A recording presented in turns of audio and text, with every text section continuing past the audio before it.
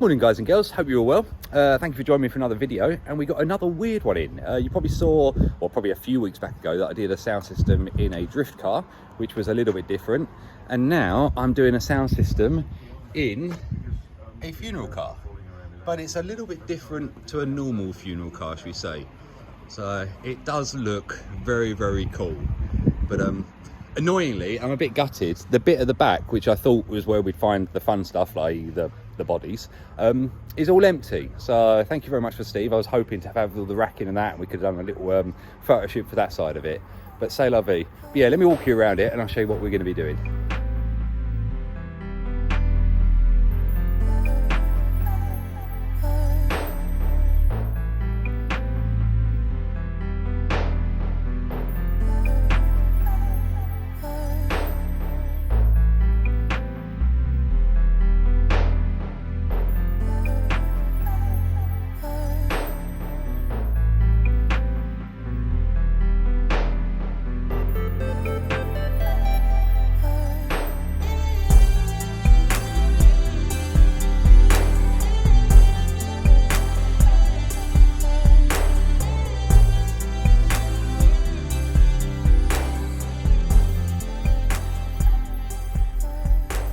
So you can see we've got the normal sort of VW stuff. So I've been changing the unit out there for a decent Apple CarPlay Android Auto Pioneer system. He's also going to be getting focal speaker upgrade, focal iBus driver. In the back here, it's funny I guess, yeah, it's a funeral car, but you can take your kids out in it, which is I'm sure great for them. So but we're going to go for a drop down roof screen in there to give them some rear entertainment, and also some speakers mounted up the back here as well. So it should be good. I'll show you in the back where I thought it was going to be all bodies and sort of death and stuff, but it just looks empty. Usually there's like racks here to sort of put the caskets on and whatnot. But yeah, and it doesn't smell of death anymore, which is a weird thing to say. Usually when it comes in, you can actually get a little bit of a hint of a smell, but sadly it's all normal. So although it is a funeral car, we're just going to have to treat it as a normal van today. But a bit of fun either way. So, right, I'm going to show you the process. We're going to be redoing the top headlining. We're going to be redressing all that up, and obviously the speakers and everything. So I don't think it'll be a very big video because it's just normal stuff that we're installing. But it should be fun to see. So, right, I think the first thing is let's start at the front and work our way to the back. Right, I thought we'd get started with the speakers, essentially, get them started bedding in process. So obviously we've got that door stripped down there, relatively simple on this. Still got this one on. You've got the T30s up here, one in here, one in here. You've got a T25 down here, and you've got sort of two 10 sockets that twist. I don't know if you can see them there. They're little, like little shape pieces that will allow you to go through, and they twist 90 degrees. And afterwards, it's just pop clips all the way around. So I'll get this door off, and obviously that one's off already. And then with these speakers, I'll show you over there, we're going to have to drill them out because they're riveted on. So we'll drill those out, we'll build up some plates, do a bit of sound deadening on that metal sheet, and we'll be good to go. Yes, these are the speakers here, and as you can see, they're all pop rivets in. So I'm just going to drill those out, and obviously then get the speaker out of the way, and we can put our new one in there. Right, as you can see, we've just got those speaker rings out now. So we've got that reinforcement bar, as you can see, behind. So we're just going to put some sound deadening across that, and obviously just neaten up the rest of it. Oh. Okay, well, it may be empty, but something has definitely just moved that door. So, yeah, if there is a ghost in here, please just let me get on with my work. All right, now we've got our speaker ring now, a bit of sound deadening around the outside, and obviously sound deadening on the inside, and then a little bit on the side of the ring itself. And that's made that nice and solid on there. So, right, we get the speaker screwed in, and that's that bit done. Right, sorry about the sun glare, but actually you can't see nothing there. So I'll probably wait for the sun to go to show you again. But that's that speaker done. Well, that's the result. I just went to the toilet, came back, and that ghost has put the door card on. And he or she has done a very nice job. So you wouldn't even know we stroke them have been there. Right, and that's the driver's side done. So we got the two doors in, just got to put the cover on. And that speaker sorted. Next we'll go up and do the tweeters up there and up there. Right, you join me in the back here essentially to get the location of the focal. As you can see, the underside of these chairs, both sides of them, don't have anything in there. That one's got a lot of cables over on the driver's side, so obviously the passenger side fits a bit better. So that's going to sit down there lovely. And obviously this cover plate, if you are going to do this, just make sure you mount it further forwards than you think, so that you can still, probably won't be able to do this one-handed now, but let's have a look. So we can still get that cover plate on, and it obviously stops anyone kicking it or damaging it or anything. And then from the front, you'll be able to get access to all the controls and everything down there. So nice little location for that side of it. And obviously if you do want to get under there, it's easy just to unbolt the chair, and then obviously you can lift the chair up, and obviously you can probably see the focal down there. Still got to move a few of these cables, but it's not as bad as the other side. So that's where our focal's going to live. Right then, so we got the stereo and everything in, loads of cables connected and everything else. Obviously it's going to be talking to the screen that's going to go up here. I've had a little pre-look of what we got to do up there. That's all the cables for the rear speakers and the screen and everything ready to go for there. Also adapted the original USB port so it runs on this system, and you also get a secondary one in the little top box, which I don't think I've seen in many of these. This is a nice little in pocket, I guess, or a cupboard or whatever you'd call that. But so yeah, got all that working. And obviously like things like the steering wheel control functions, they're all going to work across. And also we've used the infotainment one, which gives us the visual. So this should work, I've not checked it. If I put it in reverse, we should see like the original style logoing. So let's have a look and see, not logoing, but you know what I mean, the parking zone. And that's all looking good. We've got nothing in front of us, and we've got the workshop cupboards behind, so that's picking that up. And that should disappear when I press this button. Perfect. So that all seems to be good. Acoustically, obviously got the focal down the bottom there, just bedding that in, but no, it's got some good sound coming through. So yeah, no real issues on that. Right, got to put a few more bits back together under here, put the glove box back in where I've been running the cables across. That's the power connectors and that for the screen at the bottom. Neaten up the cables that run up there. We've got the microphone in up at the top there. We fitted up a ThinkWare camera as well for him, dash cam. Really, really good camera, guys. If you're ever after a decent camera, ThinkWare Q800 Pro, definitely one of my best sellers. Got the little DAB antenna you can see over there. The rest of it always pretty standard looking. Obviously we've got the tweeters in the pillar there. We've got the speakers down there. Everything else is run to plan. So soon I'll be able to say all this front bit is done, and then all I've got to do is do the screen stuff. So I'll join you back when I've got some of that more in. Right, now we've got all that bit done at the front there, it's time to address the screen. So as you can see, I've emptied out the roof section. We are going to end up with a speaker over sort of ceiling mount over there and ceiling mount up here somewhere.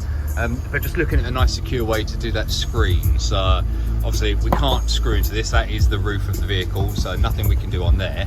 And what I'm thinking essentially is just extending a piece of wood across there, bolting it to that rib and to that rib, and that will give us a nice solidity platform. And obviously we've just got to sit with inside that lip there, so that the wood, when it sits there, doesn't allow the ceiling to sort of bulge down or anything. So that should be fine in there. I can bolt onto this end, bolt onto this end, and we should be good as gold. So I'm gonna get that all prepped up. Probably use some sort of sound deadening above it, stop any wood that sort of wants to hit and bounce it, but we'll see how we go. But yeah, it shouldn't be too bad, this one. Well, I guess you can sort of see what we're going for. Obviously that bit of wood there is just to prop it up, to hold it in position, so I haven't got to try and hold it and drill it at the same time. And obviously that's just going to sit. Now we have got a gap there essentially, so I can get my finger above, so when I go through I've marked out the points which it can run. So obviously I know that the screw isn't going to go through and touch the metal skin above.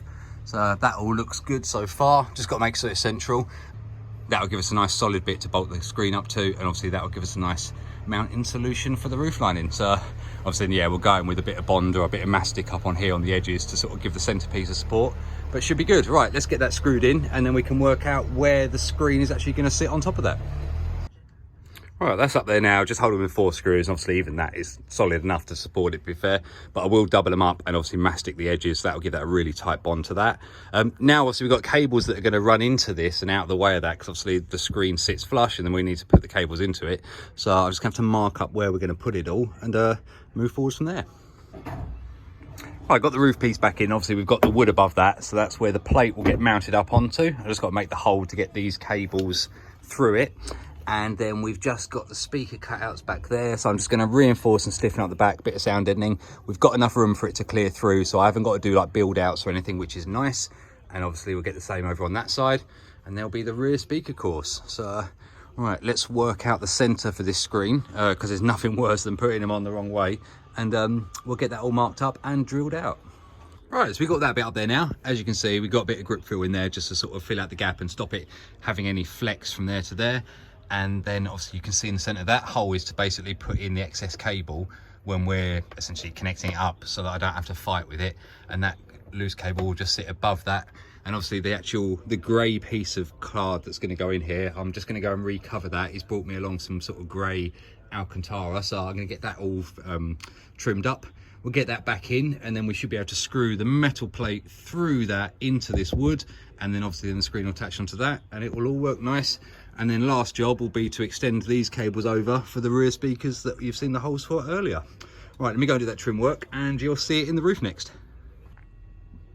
There we go, that looks a bit nicer now. So obviously the only problem with this sort of thing is you've got to brush it over afterwards, because it's not to leave finger marks all over it. But yeah, it's all good. So we've got essentially obviously the cable for that, and that's going to push up. That's the wood bit there that you're hitting, so that's going to bolt into there lovely. And also we've got our rear speaker wire there, our other speaker wire, and our light wire there. So I've just got to go through and put in all the little attach points that sit along the edge and across the center here to keep it stiff, and then we'll get the screen up and get the speakers in and give it a test. Well, there we go, that's the mounting for the screen done. Obviously that's very secure, so that's all bolted in, very happy with that. And obviously just got to connect it up and then push the excess cable through the gap. And as you can see, we got the light over there, just got to put the speakers up in there and get the screen fixed up into its metal plate and give it a test, and we should be good. Okay, she's in. So as you can see, all looks nice. We've got the USB ports on the side there if we want to add USB. That one's a little light control, so we've got some little backlight in here, for instance.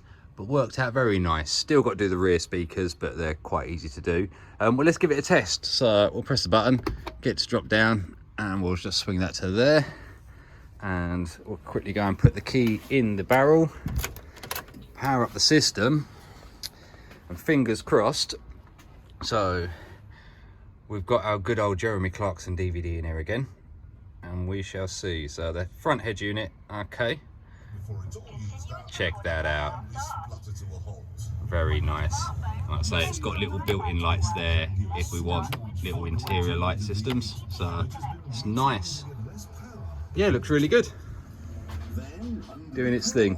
And then obviously we can do multi-control on this, so although we've got the DVD playing, we could say, for instance, we want to go back to digital radio, have the digital radio playing here, and that should keep the DVD playing up here, and then obviously through the headphones that we're supplying, it'll be able to deal with that for the sound. So very cool. Right, got a few more things to check over. Obviously get the rear speakers in, and we'll give it a final test over. I've just found a feature, I didn't even know it did. I thought it was just like a light on and off, but we can actually change. There's quite a lot in there, to be fair. We're going through all the different shades of ambient lighting, so I imagine it'll have one that'll scan as well and change all colour. There we go. So we'll leave it on disco mode for him. So all good. Alright, you can see now with the speakers, nice and simple. Another little set of focals back there. Obviously matching this over there. Again, nice clear clarity coming from those. We've got all the bass and everything coming from down here, and our mid and treble and everything else being dealt with at the front. So right, I've got to get my tools out, give it a clean over, double check everything, and we should be golden on this one. And in case you want to use this vehicle, I guess they'd just be, you hire it, you use it, I'm not sure. Steve Craddock essentially is the guy that owns this one. Really nice guy, been using me for years. If you go on my Instagram, he's also got the old Mark 1 Escort as well, the black one. So he's got some really nice vehicles. So thank you very much, Steve, for always using me. Right, just to recap, so that's all the equipment that we fitted up in case anyone wants to get a similar sort of job done. And as you can see there through the screen, lovely view. So I guess if you are having one of your final journeys in here, at least you've got something to watch on the way down to the funeral parlour. Probably shouldn't make so many jokes about it, or not really jokes, but talk about it. But it's part of life. You have to die at the end of the day. So why not go out in style? So I don't think there's anything else I need to show you in here, apart from I did put in the roof lining, although I need to brush it over. because it's all over the place. So that matches the same roof lining now that we've got in the front. Just to keep it condo. I don't think anyone who's going to be in this space is really going to moan about that, but at the end of the day, customer wants it, so that's what we've done. So, well, I hope you like this one. Bit different, I say. Yeah, don't really do many cars that involve their job as transporting deceased people around, so a bit of fun. Definitely the most pimped up T6 private ambulance that I've ever seen. So I hope you really like the video. Don't know if you've actually seen too much, but you see what the final product is, which I guess is good. So we've got a lot more videos yet to come. So anyway, guys, have a great day. Like and subscribe, obviously it does help me out. It lets me know that you guys like what I'm doing, because to be honest, I can just do the work and not film it. But if you like it, I'll film it for you guys. So have a great day. I'll catch you on the next video.